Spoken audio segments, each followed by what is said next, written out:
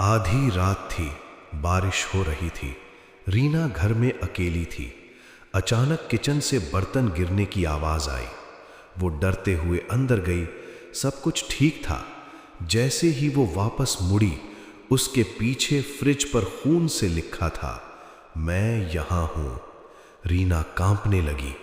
उसने तुरंत पीछे देखा, कोई नहीं था। तभी उसका फोन बजा। उसमें उसकी ही फोटो आई, लेकिन फोटो में उसके पीछे कोई खड़ा था। धीरे धीरे वो चीज रीना के कंधे पर हाथ रख देती है और लाइट बंद। बस एक चीख और फिर सन्नाटा।